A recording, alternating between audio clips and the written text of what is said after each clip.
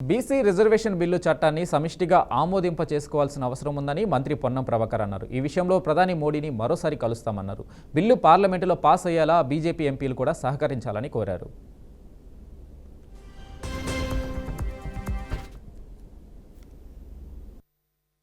రాష్ట్రంలో ఎన్ని అంశాలు రాజకీయ విభేదాలు ఉండొచ్చు, రాజకీయమైనటువంటి భిన్నాభిప్రాయాలు ఉండొచ్చు, కానీ తెలంగాణకు సంబంధించి ఇలా దేశానికి రోల్ మోడల్గా దేశమే ఆదర్శంగా తీసుకొని భవిష్యత్తులో రాహుల్ గాంధీ గారు ఏ నినాదం అయితే దిచ్చిన ఆపాదితున్న ఇచ్చేదారి అంటా ఉన్నాడో ఇది దేశం మొత్తంగా మనమే మార్గదర్శకత్వం ఇచ్చేటువంటి బిల్లు.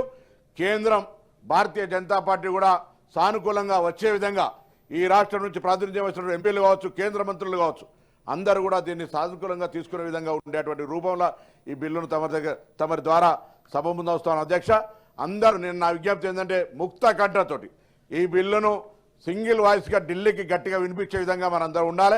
మేము కూడా ఏదో బిల్లును ఇంట్రడ్యూస్ చేసినాం, మా పని అయిపోయింది, బీజేపీ మీద నెప్పటి నెడతాం అనేటువంటి ఆరోపణ కూడా అవసరం లేదు. అధ్యక్ష, గౌరవ ముఖ్యమంత్రి గారు సభానాయకుడు నిన్న సభలో చెప్పినారు, తప్పకుండా ప్రధానమంత్రి గారిని కలుస్తాం.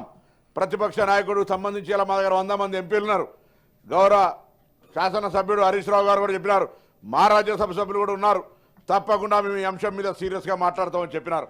కాబట్టి దీనికి సంబంధించి ఇలా తెలంగాణ వ్యాప్తంగా బలైన వర్గాల్లో ఒక ఆశ, ఒక ఆలోచన కలుగుతోంది. తప్పకుండా చిత్తశుద్ధితోటి కాంగ్రెస్ పార్టీ తెచ్చినటువంటి ప్రతిపాదన, కాంగ్రెస్ ప్రభుత్వం తెచ్చిన ప్రతిపాదనను రాజకీయంగా అన్ని పార్టీలు సహకరిస్తూ ఉన్నాయి. తమిళనాడు